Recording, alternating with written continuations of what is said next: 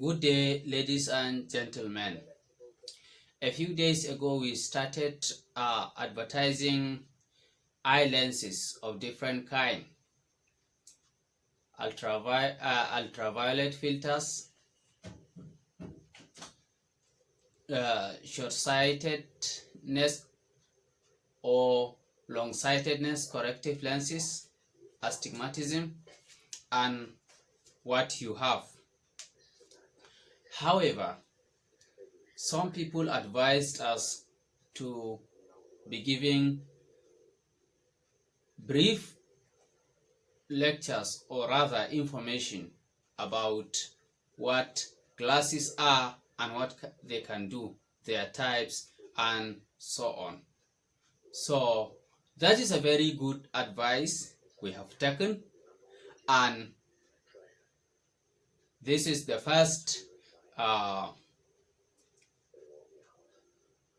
introduction that we are going to make of our vision, how we see, and what roles can glasses play in our lives. We use light to see, and this is not a physics class, so we are not it is neither a physics class nor a physiology class. So we are not going to delve into matters like the archaic arguments as whether light emanates from our eyes as atoms of sensitivity that falls on the objects that we see and sense, and we reports them back like in a neurotransmission, and we see the objects. We already know that light is an external thing, and we see, at least physically, by an external impression. What are the properties of this light that we see? The most common light that we know is light that comes from the sun. We generally call it white light, but white light is composed of different colors. White light is made up of 7 colors. When you combine 7 colors, you get white light.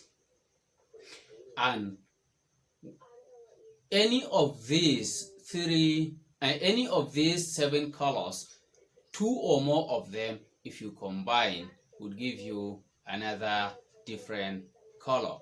Well, that is not it.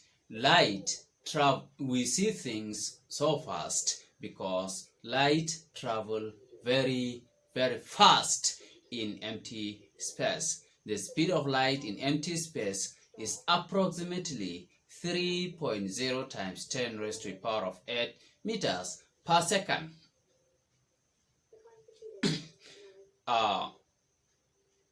Which means 3 with 8 zeros behind it. This is to tell you that light travels at 300 million meters per second. Around the equator, light can go around the earth 7.5 times in 1 second.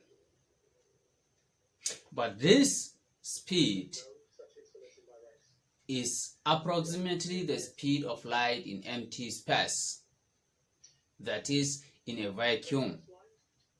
Light has different speed, various speeds, and various media depending on the media in which it is transmitted. So when light moves from one medium into another, the speed either increases or decreases depending on the density of the medium. Light also has another property which is instrumental in our seeing, and that property is reflection. Reflection is when a ray of light hits a polished surface and returns back.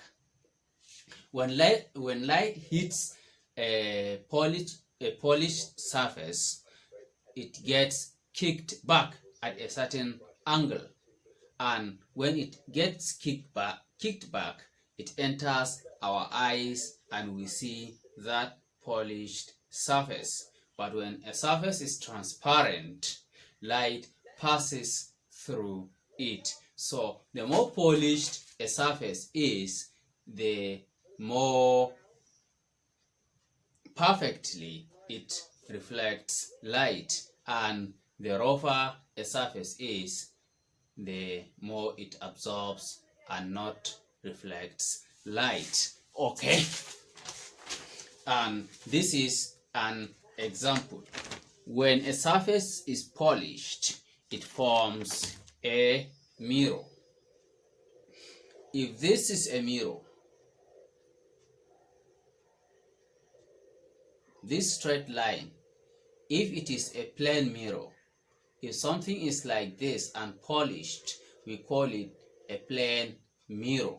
So when a ray of light strikes it at this angle, we call this angle of incidence, and the ray of light hitting it an incident ray of light, or light of incidence, and it is kicked back at this angle.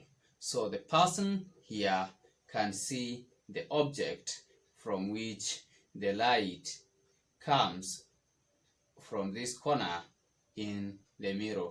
That is how, when we were young, we used to use mirrors to tune them and reflect sunlight into our rooms. And this is exactly the process of reflection that the moon takes the light of the sun and reflects it in the night. The angle of reflection depends on the angle of incidence. If the angle of incidence is 90 degrees, the light will be reflected directly backward. There are different shapes of mirrors. When a mirror is curved and the polished surface is curved inside, that mirror is known as a concave mirror or a diverging mirror. We will come to see how light behaves on different kinds of mirrors, like diverging mirrors. And when a light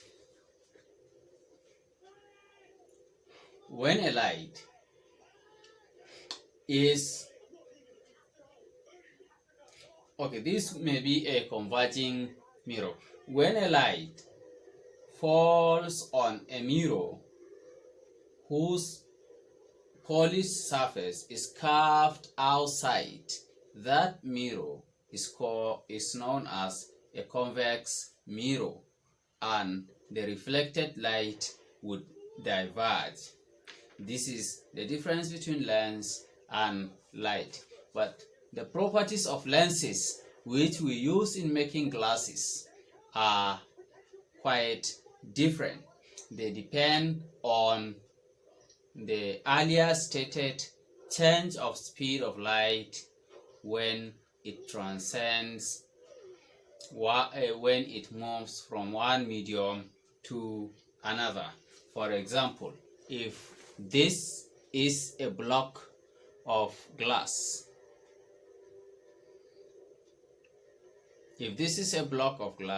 and these are parallel rays of light, or these are parallel rays of light coming from the air into the glass, this is the air-glass interface.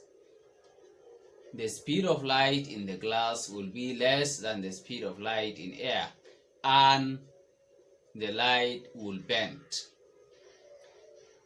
It will bend at an angle, and this property is known as refraction. there is a refractive index for every material depending on its relative density with the vacuum. So when the light comes here and it gets diffracted, it bends.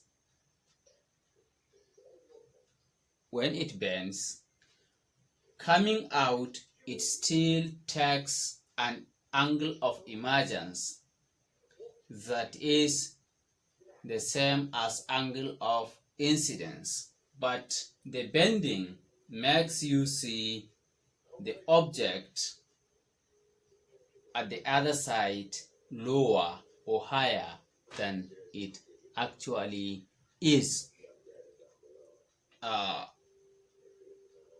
This process is often seen in water. When you have a glass of water and dip, let's say, a pen in it, you would see the pen appear like broken. That apparent brokenness of the pen makes an angle, and that angle is the angle of refraction, because light is passing from water into air, and the water appears to be not as deep as it actually is. That depth, that is not the real depth, we call apparent depth. The real depth is actually this one, where you see the object is drawn directly, not this one where it bent. So this is an apparent depth, and this is the real depth. This is how lenses work. We have different or various kinds of lenses. When a glass is transparent and it has a kind of shape, a curvature, if it is curved inside at the middle, if it is depressed at the middle, it is called a concave lens or a diverging lens, like this one. And if it is depressed on both sides at the center, like this one, the curvature moves inside at the center, like this one, we call it biconcave lens or a diverging lens. And when it is curved outside at the middle, when it bulges outside at the middle, we call it a convex lens. That is a glass that is transparent, that bulges at the middle.